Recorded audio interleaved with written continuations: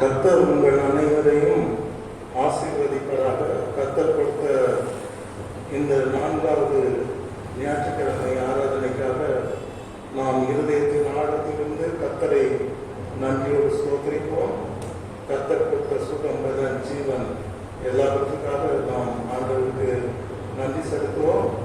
நாம் நிற்பது தேவனுடைய கிருபை, நிர்மூலமாகவும் தேவனுடைய கிருபை என்பதை நாம் இந்த ஆராதனைகளை உணர்ந்து தேவ கிருபைக்காக நாம் துதித்து தேவ கிருபையை நாம் தியானித்து தேவ சபையிலே நாம் தேவனை மகிமைப்படுத்துவோமாக. கர்த்தர் நல்லவர், அவரை துதியுங்கள், அவருடைய கிருபை என்றும் உள்ளது. அருமையானவர்களே, இன்றைய செய்தி ஒரு தனி மனிதன் தனக்காக ஜெபிக்கின்ற ஒரு ஜபத்தை குறித்து தான் இன்றைக்கு நாம் தியானிக்க போகிறோம். நிறைய ஜபங்கள் இருக்கிறது. குடும்பமாய் ஜெபிப்பார்கள், சபையாய் ஜெபிப்பார்கள், கூட்டமாய் ஜெபிப்பார்கள், குடும்பத்தின் பிரச்சனைகளுக்காக ஜெபிப்பார்கள். ஆனால் இன்னைக்கு நீங்கள் கேட்க போகிற தேவனுடைய வார்த்தை ஒரு தனி மனிதன் தனக்காக மாத்திரம் ஜெபிக்கின்ற அழகான அந்த ஜபங்களை குறித்து இன்றைக்கு தியானிக்க போகிறோம். பைபிள்ல நிறைய பேர் தனக்காக மாத்திரம் ஆபத்தான நேரத்தில் ஜெபிச்சதை நாம் பைபிள்ல பார்க்கிறோம். முதல் மனிதன் பேரு, அவன் என்ன ஜெபம் பண்ணான கர்த்தரை பார்த்து, ஆண்டவரே என்னை ரட்சியும் ஜெபம் பண்ணான். இரண்டாவது ஏசா, யாக்கோபினுடைய அண்ணன், அவர் என்ன ஜெபம் பண்ணாரு? தகப்பனே என்னை ஆசீர்வதியும் அப்படின்னு ஆசீர்வாதத்தை கேட்டு ஜெபம் பண்ணார். மூன்றாவது மனிதன் யாபேஸ். யாபேஸ் தனக்காக மாத்திரம் 4 காரியங்களை கேட்டு ஜெபித்தார். அதாவது, தேவரே என்னை ஆசீர்வதியும், என் எல்லையை பெரிதாக்கும், உமது கரம் என்னோடு இருக்க வேண்டும், 4வது நீங்க என்னை துக்கப்படுத்த கூடாது, 5வது என்னை காத்தரும் என்று தனக்காக மாத்திரம் ஜெபம் பண்ணான். தன் மனைவிக்காகவோ குழந்தைக்காகவோ தேசத்துக்காகவோ ஜெபிக்காமல் தனக்காக மாத்திரம் ஜெபித்தான் என்று.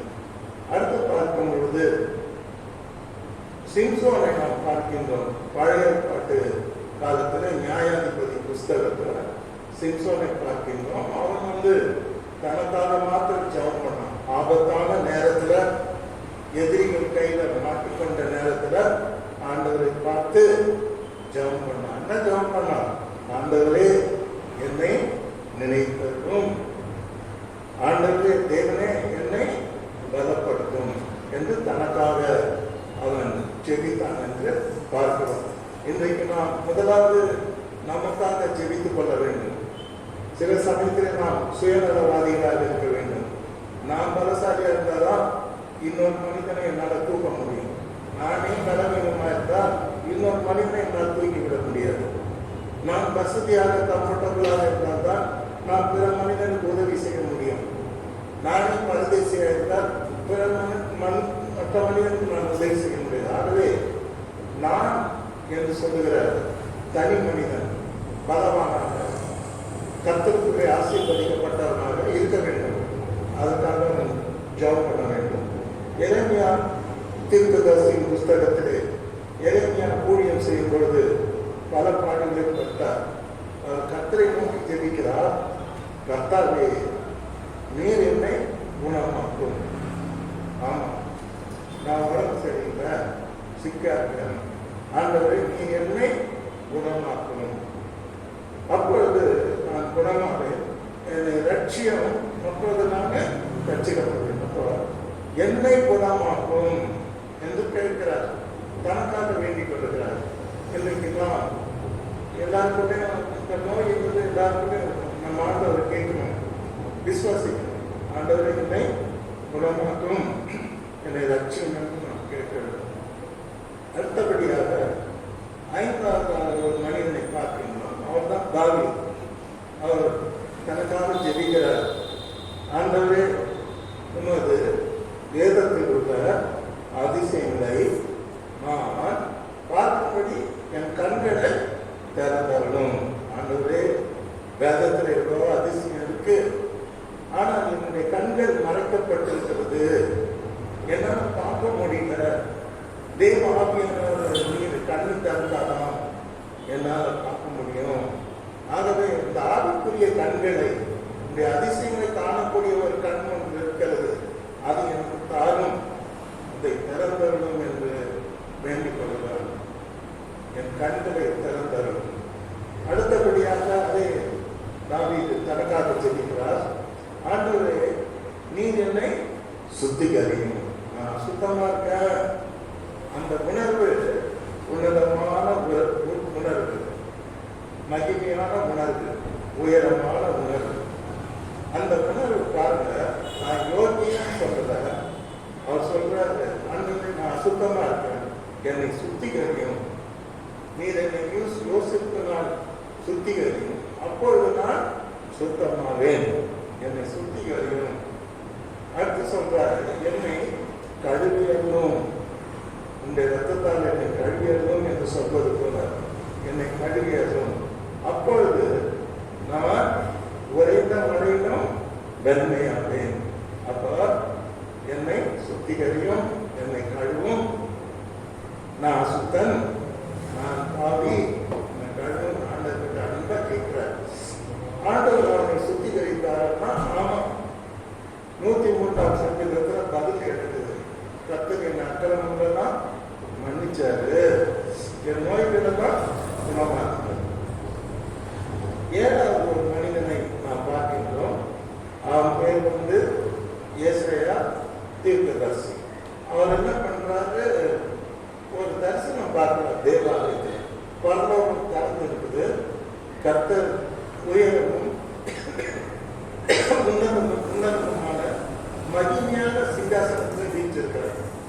பரலோகத்தில் இருக்கிற தேவதூதர்களாம் சேனைகளின் கர்த்தர் பரிசுத்தர் பரிசுத்தர் என்று துதிக்கிறது அவனுக்கு பார்க்க முடியுது, அவனுக்கு கேட்க முடியுது. ஆனா கர்த்தருடைய இதயம் பேசுகிறதை அவன் பார்க்கின்றான். கர்த்தர் துதிகளின் மத்தியில் வாசம் இருந்தாலும் அவருடைய இதயம் பேசினது. அந்த சத்தம் ஏசாயா தீர்க்கதரிசிக்கு காதுல கேட்டது. என்ன பேசுறாரு கர்த்தர், இந்த பூமியில எல்லா ஆத்மாவும் அழிஞ்சு போது நான் யாரை இழந்துவேன், யார் எனது காரியமா போவா அப்படிங்கிற ஒரு சத்தம் அந்த தேவனுடைய இதயத்தின் ஓசை ஏசாயா கேட்குது.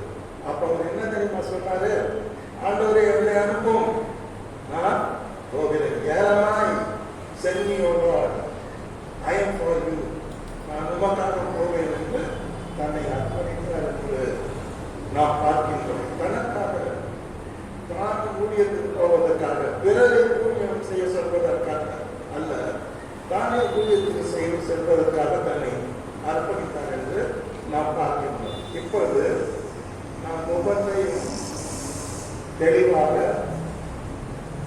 பொறுமையாக நாம் இப்பொழுது தியானிப்போம். ரைட், ஆண்டவராகிய இயேசு கிறிஸ்து நல்ல அவர் வாழ்க்கையில நிறைய நேரம் எதுல செலவழிச்சார்னா, அவர் ஜெபத்துல நிறைய நேரத்தை செலவழிச்சார். குறிப்பா ராத்திரிக்கு அவர் தூங்குவாரான்னு எனக்கு கேள்விக்குரியாதா, அவர் தூங்கின மாதிரி எனக்கு தெரியல. ஏன்னா ராத்திரியில மலைகளில் போய் அவர் தன்னந்தனியாக பிதாவோடு அவர் உறவாடினார். வனாந்திரத்துல போய் அவர் தன்னந்தனியாக அவர் தேவனோடு உறவாடினார். தேவனுடைய சித்தத்தை அவர் அறிந்தார்.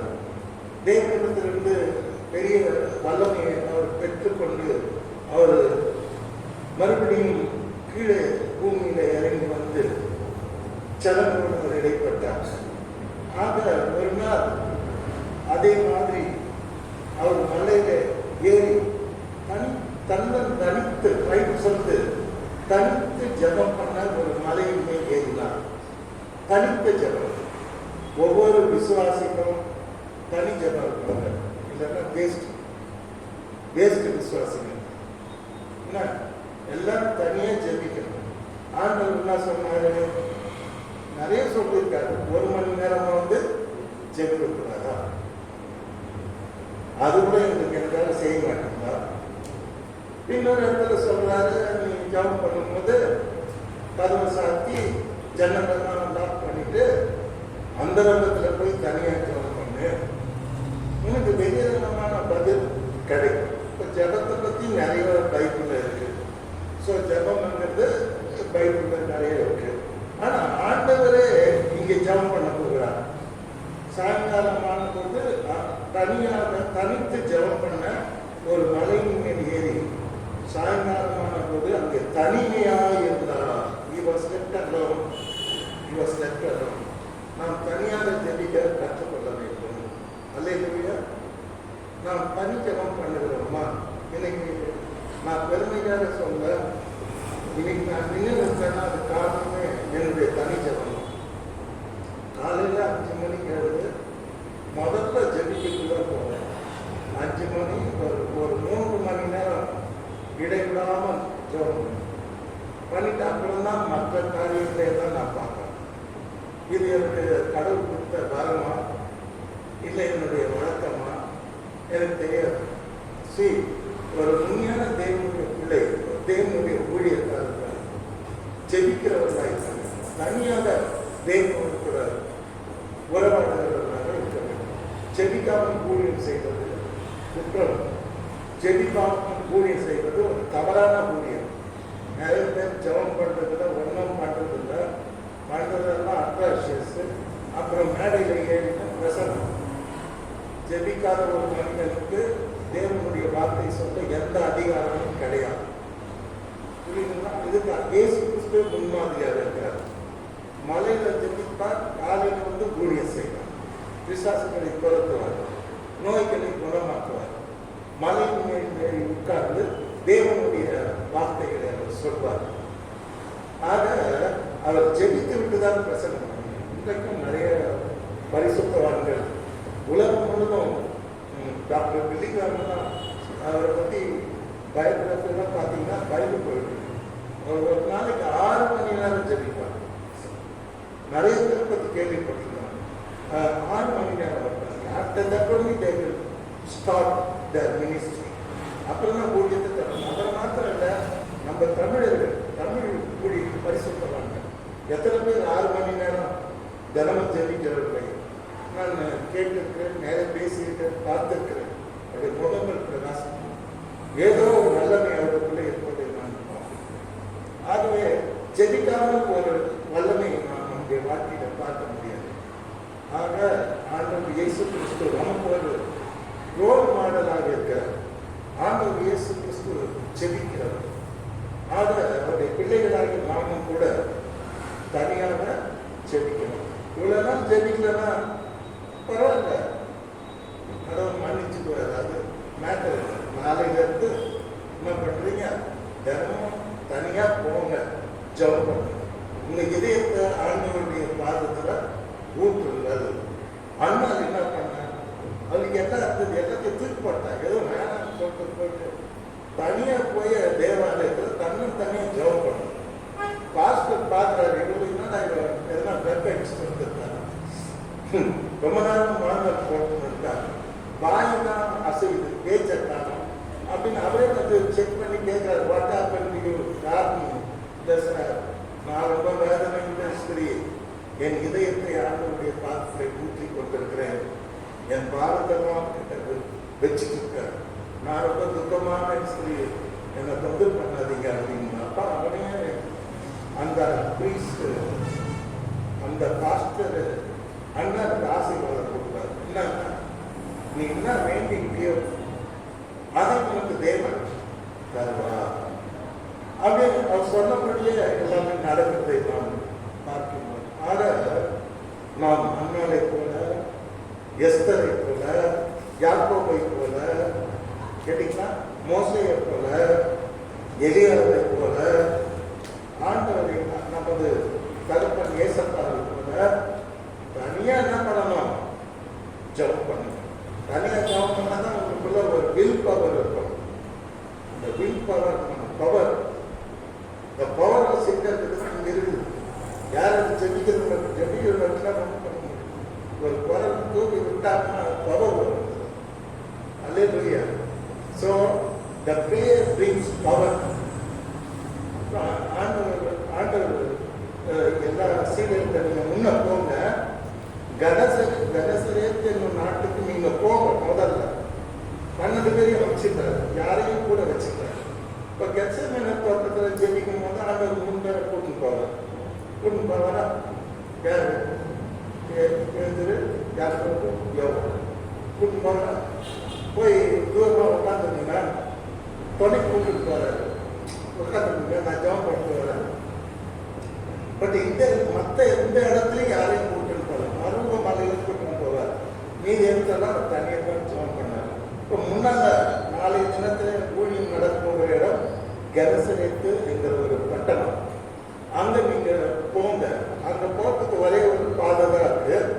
அதாவது அவங்க சமுத்திரத்தில் படகுல போகணும். வாய்மர கப்பலில் போய் தான் அந்த கெனசரேத்துங்கிற நாட்டை அடைய முடியும். ஆண்டவர் முதல்ல அனுப்பி வச்சிருக்கார்.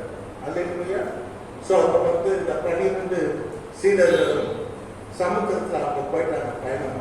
அவர் சொல்லிடுறாரு, நான் வந்து சேர்த்துக்கிறேன், என்னை பற்றி கவலைப்படாதீங்க, நீங்கள் அங்கே போகிறதுக்கு நான் வந்துடுவேன் அப்படிங்கிறாரு. அப்போ இவங்க சமுத்திரத்தில் படகுல பயணமாக போயிட்டு இருப்பாங்க. கேட்டீங்கன்னா ஆண்டவர் வந்து சாயங்காலம் 6 மணிக்கு ஜெபத்துக்கு போனவர். நடுராத்திரி ஒரு 2 மணி போல ஜெபத்தெல்லாம் அவர் முடிச்சுட்டு அவர் என்ன பண்றாரு? கடல் மேல நடந்துக்கிட்டே போறார். அல்லேலூயா. கடல் மேல் நடந்த உலக வரலாற்றில் கடல் மேல் நடந்த ஒரே மாமனிதர் ஆண்டவர் இயேசு கிறிஸ்து தான். இனி இதுவரைக்கும் யாரும் நடந்ததும் இல்லை, இனி நடக்க போறதும் இல்லை. ஏன்னா he was God, he was God, he was man. மனிதனாகவும் கடவுளாகவும் அவர் இந்த உலகத்தில் வாழ்ந்தார். இப்போ கடவுளாவுடைய வல்லமையோடு வரும்போது அவர் கடல் மேலே நடந்துட்டு வரார். Hallelujah. Hallelujah. It is a wonderful scene. ஒரு அழகான ஒரு காட்சி. இயேசு கடல் மேல் நடந்து வருகிறார். அல்லேலூயா. அப்போ சீடர்களுக்கு ஒருபோதும் ஒரு நாளும் அவருடைய கற்பனைக்கு எட்டாத ஒரு விஷயம் என்னன்னா இயேசுவும் கடல் மேல் நடப்பார் என்ற விஷயம் அவங்களுக்கு தெரியவே தெரியாது. ஏன்னா அப்படி அவங்க கற்பனை கூட பண்ணி பார்த்தது கிடையாது. ஆனா திடீர்னு பார்த்தா கடல் மேல நடந்துட்டு வருது. அல்லேலூயா. எப்படி இருந்து இருக்கும்? அல்லேலூயா. நம்ம நினைக்காததான் செய்யறதுதான் கர்த்தர். அல்லேலூயா. நீங்க நினைக்க மாட்டீங்க என் லைஃப்ல நடக்காது, அதான் கர்த்தர் செய்வார். அல்லேலூயா. நீங்கள் வேண்டிக் கொள்வதற்கும் கேட்கிறதுக்கும் நீங்கள் நினைக்கிறதுக்கும் அதிகமாக பெரிய காரியங்களை தேவன் உங்கள் வாழ்க்கையை செய்வார். நீங்க நினைச்சு கூட பார்க்கல. கர்த்தர் கடல் நடந்து வருவார். அவருக்கு வேற வீட்டில் வருவாரு நினைச்சிருப்பாரு. பார்த்தா கடல் மேலே நடக்கிறார். அல்லேலூயா. ஆனா ராத்திரி 2 மணி கடல் எப்படி இருந்தது தெரியுமா? நீங்க கடலை பார்த்தீங்கன்னா பயந்துருக்கு. நான்லாம் சீஷோர்ல கூட தனியா போய் என்னுடைய வாலிப வயசுல தனியா நைட்ல ஜெபம் பண்ணிட்டேன். பார்த்தா கடல் பக்கம் திரும்பி பார்த்தா பயந்துருக்கு. இருட்டா இருக்கும், ஹாலோவா இருக்கும். பயந்துட்டேன். நானே பயந்துட்டேன். அந்த கடலை பார்த்து அந்த பக்கம் பார்க்கவே மாட்டேன், திரும்பிப்பேன். ஏன்னா கடல் அவ்வளோ பயங்கரமா இருக்கும் நைட்ல. இந்த கடல்ல இவ்வளோ பயங்கரமான ஒரு கடல்ல ஏசாமி ஜம்முன்னு நடந்து வர்றார். அல்லேலூயா. அப்ப இந்த 12 சீஷரை என்ன நினைக்கிறாங்க? ஏதோ ஆவேசம் வருது, ஏதோ ஆவி வருது. நம்ம லாங்குவேஜ் ஏழு வருதுலாமே. இவங்க கோடை சீசர்கள், 7 சீசர் 10 கழிச்சுக்காங்க. கிட்ட வந்தா நம்ம கப்பல் நம்ம படகு நோக்கி தான் வருது. கிட்ட கிட்ட கிட்ட வருது. ஆனால் பயப்படுறாங்க. அப்ப கத்தர் அதை புரிஞ்சுக்கிட்டார். கத்தர் எப்பவுமே தாய் போல தேற்றுவார், தந்தை போல ஆரம்பிப்பார். அன்பா பேசுறாரு. இயேசு கடல்ல நடந்துக்கிட்டே பேசுறாரு. இயேசு அவர்களோட பேசினார். எங்க பேசுறாரு? கடல்ல நின்று நடந்துக்கிட்டே பேசுறாரு. தூரத்துல பேசுறார். இயேசு அவர்களோட பேசி இடம் கொள்ளுங்கள். ஃபர்ஸ்ட் மனசு தைரியப்படுத்துங்க. இடம் கொள்ளுங்கள். நான் தான் விஜய் பயப்படாதீர்கள் அப்படின்னா. அல்லேலூயா, அல்லேலூயா, அல்லேலூயா. பட் லவ்லி அழகான காட்சிங்க. இதெல்லாம் நம்ம மறந்துடணும். இதெல்லாம் நமக்கு ரசிக்கிறதுக்கு தெரியல. மனுஷனா ரசிக்க தெரியும். புரியுதா? ரசிக்க தெரியும். ரசிக்க தெரியும்னா மனுஷனே கிடையாது.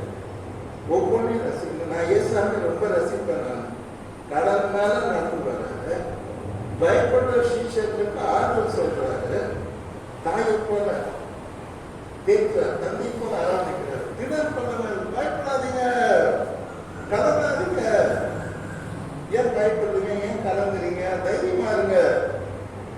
ஏன் இப்படி சாயாரு? இந்த நான் கர்த்தர், நான் தான் அப்படின்னு சொன்னார். புரியுதுங்களா? என்ன சொன்னாரு? நான் தான். சில நம்ம வீட்லயே என் நம்மளே பார்த்து யாருன்னா பயப்படுறோம். அப்ப நம்ம என்ன சொன்னோம்? பயப்படாத, நான் தான் அப்பா வந்துடுவேன். குழந்தை நம்ம பார்த்து பயந்து நம்ம தான் அப்பா.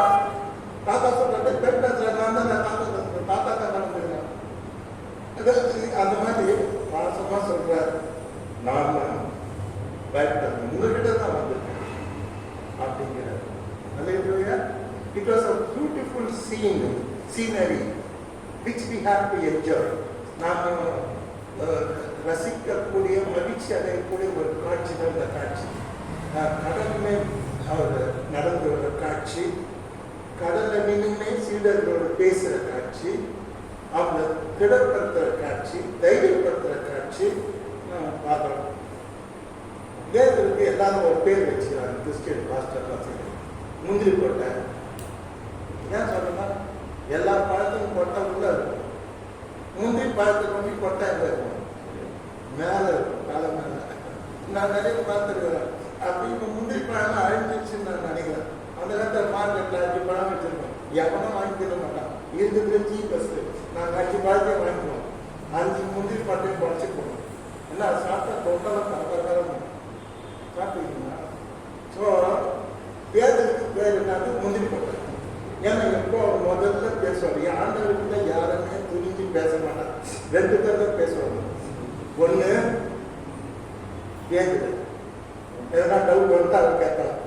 இல்லை அடுத்து ஒரே ஒரு அர்த்தங்கிறாரு. அது யோவான். யோவான் வந்து கசின் மாதிரி ஏசுவாங்க.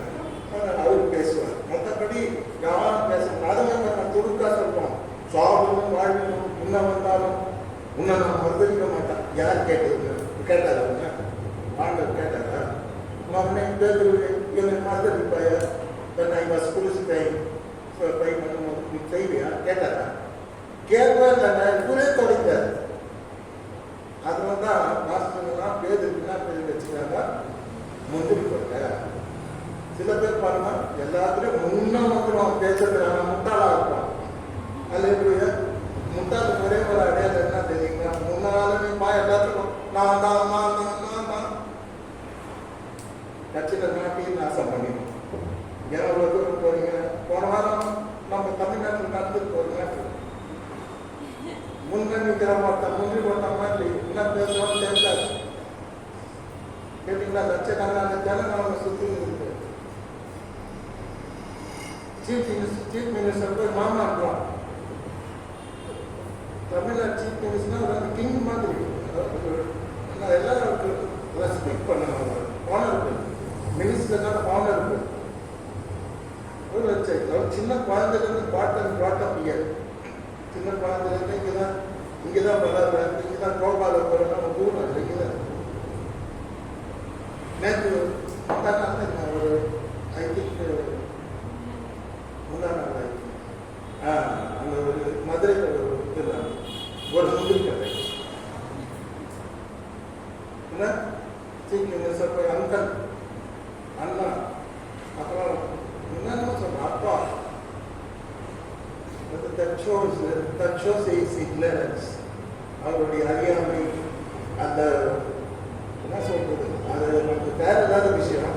ஆனால் நமக்கு நாடு வந்து தமிழ்நாடு நமக்கு சொல்ல we want good rulers, we want good ministers, எல்லாம் நமக்கு தேவை. அதுக்காக நம்ம ஜெபிக்கிறோம். சரி, பேருக்கு பேர் வந்து என்ன சொன்னா, என்ன பண்ணா முந்திரி போட்டார். அதான் முந்திரி பழம் நான் மனம் ஜெராட் இருந்தால் உட்காந்துக்கிறாரு. மனம் இவங்க முந்திரி பழம் பார்த்து இருக்க மாட்டாங்க, சாப்பிட்டு இருக்க மாட்டாங்க. முந்திரி போட்டால் எப்படி இருக்கணும், எந்த ஜென்ரேஷனோட அது முடிச்சு போச்சு. மார்க்கெட்டுக்கு வரது இல்லை. இப்போ டுவெல்த் வீட்டில் போய் பார்த்தோம்னா இப்போ அதெல்லாம் கிடையாது, எல்லாம் அழிஞ்சு போச்சுன்னு நான் நினைக்கிறேன். ஸோ முதல்ல பேசுவார் அவர் எல்லாத்துக்குமே. அப்போ இப்போ கடல் மேலே இப்போ ஆண்டவர் வந்து யாரையும் கூப்பிடல. நீங்கள் கடல் மேலே கத்தவங்க யாரும் கூப்பிட்டாரு, உங்களோட கேட்க கூப்பிட்டாரா? யாரையும் கூப்பிடல. பயப்படாதீங்க, ஆவி ஆவேசம்லாம் இல்லை, நான் தான் ஏசப்பா அப்படின்னா சொன்னாரா தவிர யாரையும் இறங்கி வந்து நடந்தன்னு சொல்லவே இல்லை. சொன்னாரா? இல்லை. அப்போ இந்த முன்னே போட்ட பேருக்கு சொல்றாரு, ஆண்டவரே நீரே அம்மா டவுட்டை கலப்புறாரு. கலப்புறாரு, டவுட்டை கலப்புறாரு. நீரே யாரா? நான் தான் ஏசுன்னு சொல்லிட்டாரு, நான் ஆதி இல்லைன்னு சொல்லிட்டாரு, நான் தான் தகப்பன்னு சொல்லிட்டாரு. அப்புறம் நீரே யாரா? அது இல்லாத நீரே யாரா? இன்னைக்கு நம்ம விசுவாசமா அப்படிதான் நீரே யாரா? இது சாத்தான் இல்லை. சாத்தான் என்ன சொல்றது? நீரே யாரா? நீ தேவனுடைய குமாரனா? இந்த கல்லை என்ன அல்வா அதுக்கு என்ன காரணம்? என்ன சொல்ற? நீரே யாரா? இந்த கல்லுகளை அப்படி செய்யும். அப்போ டவுட் கொடுக்குறது சாத்தான். இப்போ பேருக்கு கொடுக்கறதுக்கு தேவன் இல்லை, சாத்தான் வந்துக்கிறான். டவுட் கொடுக்குறோம். ஆண்டவரே நானும் நம்பி வர ஆசையா இருக்குதுன்னா அது வேற விஷயம். நீங்களே யாரா? இதுன்னா நீங்களே யாரா? நீ நிறைய டவுட் நம்புது. மனுஷன் தான் டவுட்ஸ் இருக்கணும். ஆனால் ஓவர் டவுட்டா இருக்கக்கூடாது, எக்ஸ்ட்ரீமா போயிடக்கூடாது. புரியுதுங்களா? நிறைய பேர் தீவிரவாதிங்க. எதுல? சந்தேகத்துல, அவிசுவாசத்தில் தீவிரவாதம். இவன் ஒரு தீவிரவாதியை ஆக்ட் பண்ண. நீரே ஆனால் ஆண்டவனுக்கு தெரியுது, இவன் சரியான ஆளு, இவனுக்கு சரியான பாடம் கற்பிக்கணும் அப்படின்னு சொல்லிட்டு என்னப்பா நான் தான் அப்படின்னா நீரையான நானும் தண்ணீர் நடந்தவன். இது இவனுக்கு தேவையா? இது தேவையில்லாத விஷயம். நீங்க நிறைய பேர் தேவையில்லாத விஷயத்துல தலைவர் இருக்கிறாங்க, தேவையில்லாத விஷயத்துல மூக்க விடுறாங்க, மூக்க விடுறாங்க. நிறைய பேர் பார்த்தீங்கன்னா வந்த வேலையை பார்க்க மாட்டாங்க. கோயிலுக்கு வந்தோமா, வீட்டுக்கு போனோமா, சாப்பிட்டோமா, தூங்கணுமா, வேலையை பார்த்தோமா, எல்லா விஷயத்திலும் மூக்க விடுறோம். இவனுக்கு தேவையில்லாத விஷயம். நீரே ஆனா நானே கடல் மேல நடக்கணும். தேவையில்லாத விஷயம். தேவையில்லாத விஷயத்தினுடைய பாதிப்பு சொல்றோம் பாருங்க. நீரே ஆனா நான் கடல் மேல நடக்கணும். முன்ன யார் நடக்க சொன்னது? உனக்கு எதுக்கு இந்த வேலை? ஏன் நீ நடக்கணும்? நீ என்ன பண்ண போறது?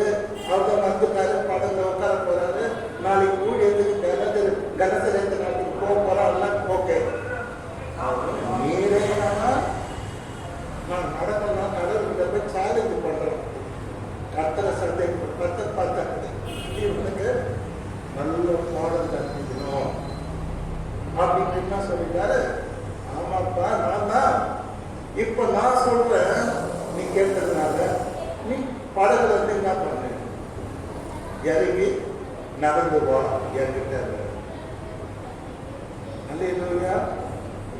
சில டைம் கடவுளை ரொம்ப நமக்கு தேவையில்லாத விஷயத்துல ரொம்ப கேட்டுக்கிட்டே இருந்தோம்னு வச்சுங்களேன், கொடுத்துட்டு வேடிக்கை பார்ப்பாரு. அதனால வேற சஃபரிங்ஸ் இவனா பட்டு தீர்ந்துடும். நிறைய பேர் சொல்றோம், அப்பா அம்மா சொல்லி பார்ப்பாங்க, சரி இந்த கொடுக்குற ரொம்ப உங்களுக்கு அப்புறம் நாளைக்கு வீட்டை அவசரப்படணும், நாளைக்கு ஜுரம் வந்தா எனக்கு கேட்காது, மழை கேட்டீங்க சொல்லுவாங்க பார்த்தீங்களா? அது கத்தர் ஓகேன்றாரு. ஓகே, அதுக்கு அவர் வா என்றார். அப்பொழுது பேதுரு படவை விட்டு இறங்கி, படம் விட்டு இறங்கினா மாமையான்னு பார்ப்பார். படவை விட்டு இறங்கி இயேசுவின் இடத்திற்கு போக அவர் தூரமா நிற்கிறார். படகுக்கு அவருக்கு ஒரு 10 அடி தூரத்தில் நிற்கிறார். இயேசுவிடத்துக்கு போக ஜலத்தின் மேல் நடந்தான். அல்லேலூயா. நடந்துட்டாங்க. இப்பதான் பிரச்சனையே. நடந்தவன் அவன் நடந்த நேரம் எங்க போனோம்? ஏன்னா பெஞ்சமின் கடனால நடக்க முடியாது. நடக்கிறவன் கத்தர் யாருன்னு சொன்னாரு? கமான் அப்படின்னாருன்னா அந்த அவர் இயேசுவை அவன் பார்த்துட்டே போனோம். இயேசுவை பார்த்துட்டே நடக்கணும். ஆனா அவன் என்ன பண்ணான்? நடந்தான். நடக்கும்போது திடீர்னு என்ன பண்ணிட்டான்? அவனுடைய பார்வையை மாற்றிட்டு என்ன பண்ணனா, காற்று பலமாக இருக்கிறதை கண்டான். அல்லேலூயா. ஏசாமி தான் பார்த்து நடந்துன்னா நடந்து போயிட்டு இருக்கோம். அவர்கிட்டே போல அப்படி காலை வச்சு நடத்தாரு. அது கூட காற்றை பார்க்குறாரு. இவ்வளோ பயம் இருக்கிறவங்க என்ன தெரியுங்க? இவ்வளோ பயம் இருக்குது. காற்றை பார்த்தா பயப்படுற. அதுவும் என்ன காற்று? அது இந்த காற்று பேர் பலத்த காற்று. காற்று பக்கத்து வீட்டில் பெரிய காற்ற மரம் 100 வருஷமாக திடீர்னு சாப்பிடுச்சு. நல்ல காலம். அப்போதான் 5 நிமிஷம் முன்னால் வாக்கிங் போயிட்டு வரோம். அப்படியே சாப்பிடுச்சு. ரோடெல்லாம் தவறாச்சு. யாருன்னா வந்திருந்தா அப்படி நசிட்டு எப்பேற்பட்ட சபர் மரம் காருக்கு இதுக்கு எல்லாத்தையுமே சாட்சியம் அந்த காற்று. இது பெரிய பலத்த காற்று. அல்லேலூயா. அவர் மீனவர். ஆனா கூட அவரால் அந்த காற்று கிட்ட நிற்க முடியும். காற்று பலமா இருக்கிறதை கண்டு பயந்தான். அல்லேலூயா. காற்று பயமா காற்று பலமா இருக்கிறதை கண்டு பயந்தான். அல்லேலூயா. டோட்டலா இப்ப இயேசுவை பார்க்கிறார். காற்றை பார்க்கிறோம்.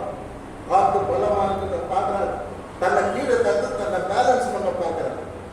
புரியுதுங்களா? தண்ணியில் என்ன கீழே சொல்லிட்டு தன்னை பேலன்ஸ் பண்றாரு. முடியல. காற்றை பிடிச்சி தண்ணி முடியுது. கரண்ட் வாட்டர் இருந்ததோ தெரியாது. கரண்ட் வாட்டர் பற்றி உங்களுக்கு தெரியாது. கடத்துல தான் சீடர் அப்படியே சுத்தி அப்படியே சொருவிடும். கடலாக இருந்தாலும் சரி, மற்ற பீச் ஸ்விம்மிங் போகும்போது பண்ண முடியாது. ஸ்விம்மிங் பண்ணாங்கன்னா அங்கே சுற்றி சர்வன்னு ஒரு 100 அடி ஆழத்துக்கு கூட்டிட்டு போயிடும் கரண்ட் வாட்டர். அதனால தான் இந்த நீச்சல்லாம் வீரர்கள்லாம் லாங்காக போவாங்க. அப்போ கூட நேவி எல்லாமே கூட போகும். நீச்சல் வீரர்லாம் படகுல கூட பாதுகாப்பு போவாங்க. ஏன்னா கரண்ட் வாட்டர் இருக்குன்னு சொல்லிட்டு. ஸோ இது கரண்ட் வாட்டர் தான். காற்று பலமாக இருக்கிறதை கண்டு பயந்து அவன் அமிழ்ந்து போனான். அல்லேலூயா. அல்லேலூயா. கடல் அமிழ்ந்துட்டான். இந்த சட்டை இமர்சிவ். உள்ள போல சார் நீச்சல் வச்சு பார்த்தா முடியல. காற்றை எதிர்த்து பார்த்தா முடியல. காற்றை குடிச்ச ஒரே அமன்ற பலத்தை காற்று அவனை அப்படியே தண்ணி உள்ள அமுக்கிடுச்சு. அதனால அதை நீங்கிறோம். அதிலிருந்து வெளியே வரவும் முடியல. மனசுல நினைச்சுட்டான், சரி போச்சு, நம்ம செத்துக்கணும். ஆல்மோஸ்ட் கான். நம்ம உயிருக்கு கேரண்டி இல்லை, நம்ம செத்துக்கணும், வேற வழி கிடையாது அப்படின்னு சொல்லிட்டு இப்ப இவன் ஒரு ஜபம் பண்றான். என்ன ஜபம் பண்றான்? ஆண்டவரே, நான் தெரியாத கேட்டேன், தண்ணியில வரணுமா? அது உள்ள இருக்குது மனசுல. தண்ணியில நடந்து வரணுமா? நான் தெரியாத கேட்டேன், என்னை மன்னிச்சுன்னா அது வெளியே சொல்லாத உள்ள சொல்லிக்கிறாரு. என்ன சொல்றாரு? உள்ள போயிட்ட பாதி பாடி உள்ள போயிடுச்சு, தலை போட்டு வேற வழி இல்லை. ஆண்டவரே என்னை ரட்சியும். அல்லேலூயா. அல்லேலூயா. முழு போல கடைசி நேரம் பார்த்தா வேற வழியே இல்லை. பார்வையை இப்பொழுது திருப்புகிறான். பலத்தை பார்க்கிறத விட்டுட்டு இப்ப கத்தரை பார்க்கணும். இப்ப பார்வை பார்க்கணும். 2 பார்வை இருக்கு. ஒரே பார்வையா இருக்குன்னா நடந்து போய் ஆண்டவர் கையை பிடிச்சிங்கன்னா அவன் கையை பிடிச்சி கொண்டாந்து பலத்தை உட்கார வச்சிருப்பான். இவருக்கு 2 பார்வை இருக்கிறது. வாழ்க்கையில ஒரே ஒரு அல்லேலூயா. ஒரே நோக்கம், ஒரே தரிசனம், ஒரே இலக்கு. நான் இலக்கை நோக்கி தொடருகிறேன் என்று பவுல் சொல்கிறார். அல்லேலூயா. என் லட்சியத்தை, விசுவாசத்தை துவக்கினவரும் முதிக்கிறவருமாகிய அந்த கர்த்தரை நோக்கி நான் தொடர்றேன் அப்படிங்கிற. ஆகவே பார்வை ஒண்ணுதான் இருக்கு. இவனுக்கு ரெண்டு பார்வை. Totally lost seeing Jesus Christ. Instead of seeing Jesus Christ, he saw the great wind. பலமான அந்த காத்தை பார்த்து, அந்த காத்துக்கு அதை காத்தை அவனை சுழட்டி அடிச்சு சரல சொல்லும் போது இதுல இருந்து மீளவே முடியாது. கத்தர் மாத்திரமே என்னை காப்பாற்ற முடியும். ஆண்டவரே என்னை ரட்சியும் என்று கூப்பிட்டான். அல்லேலூயா. தனக்காக ஜெபம் பண்ணான். தான் அழிந்து போகாதபடி, தன் பிராணனை அழிவிலிருந்து கர்த்தர் மீட்கும்படி, கர்த்தர் இந்த பலத்தை காட்டி தன்னை காப்பாற்றும்படி, மீண்டும் படகுக்குள்ளே செல்லும்படி, கர்த்தருடைய காத்து வரும்படி கர்த்தர் நோக்கி சென்றான். ஆண்டவரே என்னை ரட்சியம் என்று கூப்பிட்டார். அது பதில் கிடைச்சது அப்படின்னா கிடைச்சது. உடனே இயேசு கையை நீட்டி அவனை பிடித்து, அற்ப விசுவாசி ஏன் சந்தேகப்பட்டான்? அப்போ இவன் செய்த இரண்டாவது தவறு சந்தேகமா இருக்கு. ஏசாமி இருக்கும் போதே சந்தேகம். ஏசாமி தான் சொன்னா கருத்துவான்னு அவரு சொல்லியே ஒரு சந்தேகம் வருது. நான் மனுஷன், நான் மனுஷன் இல்லை. ஏசாமி தான் சொன்னாரு, நடந்தும் நடந்துட்டேன். அப்புறம் என்ன சந்தேகம்? இந்த பலத்தை காத்து இந்த புயல், தண்ணி, சமுத்திரம் முடங்க பார்த்த உடனே அவருக்கு சந்தேகம் வந்துச்சு. அதான் கடவுள் கணித்து கொள்ளுகிறார். அற்ப விசுவாசியே பேர் நினைக்கிறவருக்கு முதல்ல இனிமே பேரு கேட்பா கிடையாது, பேரு அப்படி சொல்றார். புரியுதா? இப்ப பேர் வைக்கிறது அற்ப விசுவாசியே. ஏன் சந்தேகப்பட்டார்? ரெண்டு பேர். ஒருமே பேரு அற்ப விசுவாசி, ரெண்டாவது பேரு சந்தேகத்தார். அப்போ நான் கடவுள் நடக்க சொன்னா கூட நான் மூந்துட்டு என்ன பண்றது? இந்த காற்றை கொண்டுட்டா என்ன பண்ண கொண்டுதான் நம்ம அவிசுவாசம் நம்ம எப்போதுமே நம்ம தோல்வி. ஆகவே நம்முடைய வாழ்க்கையில நாம் எப்பவும் இயேசுவை தான் பார்த்து நடக்கணும். கேட்டீங்கன்னா யாரை பார்த்து நடக்கணும்? யாரை பார்த்து நடக்கணும்? இயேசுவை பார்த்து நடக்கணும். இப்போ நம்ம காலையில் ஆஃபீஸ் போகும்போது கண்ணாடியை பார்த்து பவுடர் இருக்கும். லேடிஸ் ரொம்ப டேஞ்சர் இருக்கும். குழந்தைங்கலாம் லிப்ஸ்டிக் யாரும் குழந்தைங்க லிப்ஸ்டிக் போட்டு கேட்டீங்களா? ஸோ அதை பார்த்து நம்மை சரிப்படுத்திக்கணும். ஆனால் ஆவிக்குரிய தேவனுடைய பிள்ளைகளாக இயேசுவை பார்த்துமே நடக்கணும். நல்ல யாரை பார்த்து நடக்கணும்? இயேசுவை பார்த்துமே நடக்கணும். பேதுரு இயேசுவை மாத்திரம் பார்த்து நடந்திருந்தாருன்னா நிச்சயமா அவரு அந்த கடல்ல மூழ்கி இருக்க மாட்டார், நடந்திருப்பார். ஒரு ரெக்கார்டு இருந்திருக்கும். ஆனா அந்த ரெக்கார்டு போச்சு. ஸோ அதனால நாம் எப்பவுமே நம்முடைய வாழ்க்கையில இயேசுவை பார்த்து நடந்தோம்னா நாம மூழ்கி போவோம். அல்லேலூயா. எப்படி கண்ணாடியை பார்த்து நம்மளை சரி பண்ணிக்கிறோமோ, கேஸ் ஸ்டைலு, மூக்கு ஸ்டைலு, பவுடர் போடுறது எல்லாம் பண்றோம். அந்த மாதிரி இயேசுவை பார்த்து நம்மளை சரி பண்ணிக்கணும். அவர் பார்த்துனே அப்ப நம்ம விடணும். நமக்கு ஆபத்து வராது.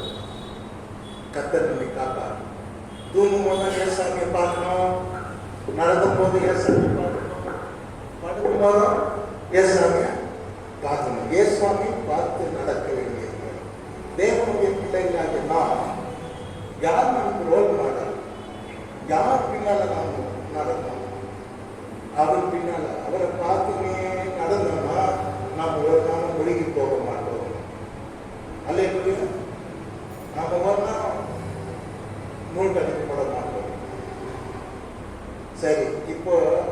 200 வருஷத்துக்கு முன்னால ஒருத்தர் பாட்டு பாடினார்.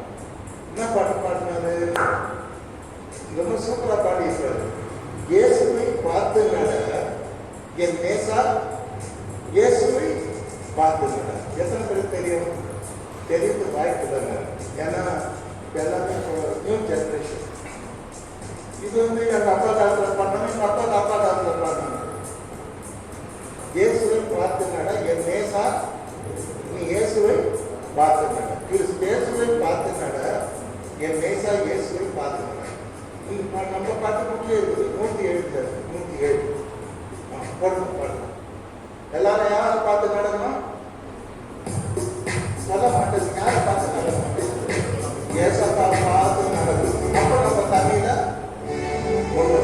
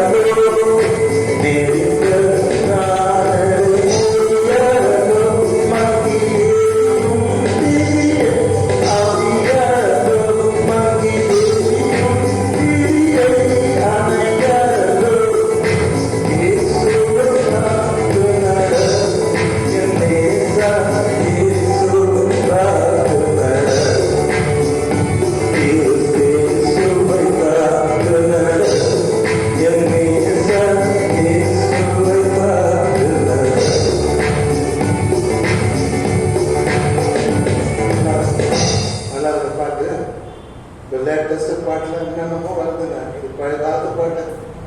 எங்க அம்மா பாடிப்பாங்க, எங்க அப்பா பாடிப்பாங்க, சுவை பார்த்துருக்காங்க. அதை பார்த்து நான் போன சின்ன பையன் மனோ உட்காந்துங்க அந்த மாதிரி சூப்பர் பாட்டுங்க. என்ன அர்த்தம்? அவரை பார்த்து தான் நம்ம நடக்கும்.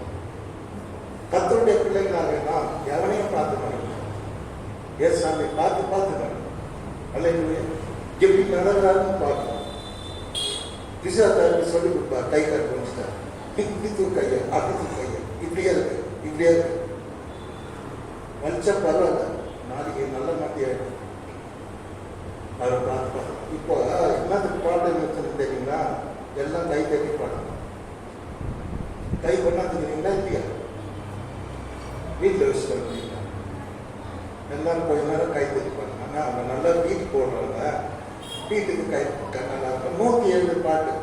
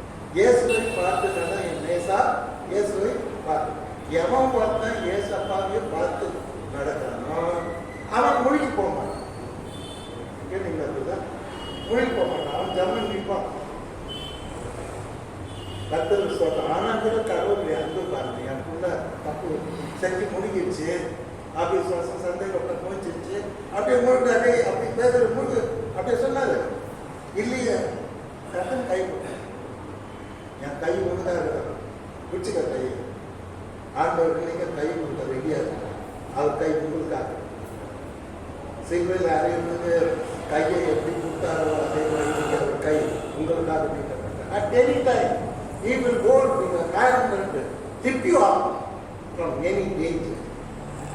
any critical situation, he will pull you down. அத்தனை அல்லேலூயா. எத்தனை ஆசீர்வதிப்பாராக. அப்போ நான் 7 பாயிண்ட் பண்ணாங்க, ஆனால் ஒரு பாயிண்ட்டுக்கு இவ்வளோ நேரம் ஆகிப்போச்சு. அதனால இந்த ஒரு பாயிண்ட் நான் தெரிஞ்சுக்கிறேன். முதல் பாயிண்ட் என்ன, தனக்காக என்ன எதுக்காக கேட்கிறார் பேசுறது, ஆண்டவரே என்னை ரட்சியும். அப்பனா இது பாவத்திலிருந்து அடைகிற ரட்சிப்பல்ல, ஒரு ஆபத்திலிருந்து அவனுக்கு தேவையான ரட்சிப்பு. ரட்சிப்புனா வெறும் பாவத்திலிருந்து ரட்சிக்கிறது மாத்திரம் இல்லை, ஒரு பயங்கரமான ஆபத்துல இருந்து அவன் சாக போனான், அவன் தூக்கி எடுக்கணும்னா அது ஒரு ரட்சிப்பு இல்லையா. அப்ப அவனுக்கு புரியுது இந்த ஆபத்துல இருந்து கர்த்தர் என்னை ரட்சிப்பார். ஒரு போன மாத்திரம் ஒரு நியூஸ் பார்த்தேன்னா, வரமா ட்ரெயின் மூவ் ஆயிடுச்சு, வேகமா போது மறந்துட்டாங்க, ஸ்லிப் ஆகி போச்சு. ஆனால் வந்து அந்த போலீஸ் என்ன பண்ணால் குடுகுடும் ஓடி போய் உள்ள இல்லாமல் போய் பீஸ் பீஸாக ஆகிட்டான். அப்படி ஒரே கையில் தூக்கி காப்பாற்ற. இதுக்கெல்லாம் பேர் வந்து saving the people of the danger. ஆண்டவர் வந்து பாவத்திலிருந்து ரட்சிக்கிறது மாத்திரம் இல்லை, ஆபத்திலிருந்து நம்மை ரட்சிக்கிறதா இருக்கிறார். அல்லேலூயா. அழிவிலிருந்து நம்ம பிராணனை ரட்சிக்கிறதா இருக்கிறார். அது மீதியெல்லாம் அடுத்த வாரம் நம்ம படிக்கலாம், மெதுவாக படிக்கலாம். கர்த்தர் தந்தை உங்கள் அனைவரையும் ஆசீர்வதிப்பார். எந்த ஆபத்து வந்தாலும் கர்த்தர் கொடுப்பார். அவர் கை முழுக்காக நீக்கிறது அப்படி பிடிச்சுவார் கை. அல்லேலூயா. கூப்பிடும் பதில் கொடுப்பார், குறைகள் நிறைவாக்குவார், உண்மையாக வேண்டுவார், உள்ளத்தில் வந்து உண்மையா கூப்பிடாது. ஆண்டவரை செய்தி கூப்பிடுறா இல்லை அப்படியே மொழிவிட்டா உள்ள போகிறது அப்படிலாம் போகக்கூடாது. உள்ள மொழிவிட்ட போகிறது வாழ பிறந்தவங்க வாழணும். அல்லேலூயா. வாழ பிறந்தவங்க வாழணும், நல்லா வாழணும். அல்லேலூயா. வேதம் பின்னாடி வரணும். போயிட்டா உள்ள போகணும்னு தெரிஞ்ச உடனே நம்மளால முடியாது. அதுதான் போயிட்ட கேஸு. ஆனால் தேர் இஸ் காட். ஆண்டவரே என்னை ரட்சித்து தூக்கி ஒரு பாட்டு சண்டே கிளாஸ்ல கற்றுக் கொடுத்தாங்க. என்ன பாட்டு தெரியுங்களா? ஓ தேவனுக்கு மகிமை, தூக்கி எடுத்தார் என்னை, தூக்கி எடுத்தார் இயேசு, தம் கரத்தை நீட்டி ரட்சித்தாரே. ஓ தேவன், ஓ தேவனுக்கு மகிமை. அழகான பாட்டுங்க. சண்டே கிளாஸ்ல இதுதான் டாப் வச்சு நான் சின்ன பையன் சண்டே கிளாஸ் போனோம், கை தட்டி போனோம், போகும்போது சாக்லேட் கொடுப்பாங்க. அப்புறம் எல்லாருக்கும் ஒரு படம் கொடுப்பாங்க. அதுக்கு தான் நமக்கு ஒரு நாள் உட்காந்து. ஆகவே நம்முடைய தேவன் நம்மை கரத்தை பிடிச்சி தூக்கி எந்த ஆபத்தில் தூக்கி எடுத்த தேர்வாங்க. இது வரைக்கும் தூக்கி எடுத்தார். என்ன எடுத்தார்? உங்களை எடுத்தார். வரப்போகிற நாட்கள் நம்முடைய கருத்தை தூக்கி எடுக்க அவர் நல்லவராய் வல்லவராய் போதுமானவராய் கர்த்தர் தான் ஆசீர்வதிப்பார்.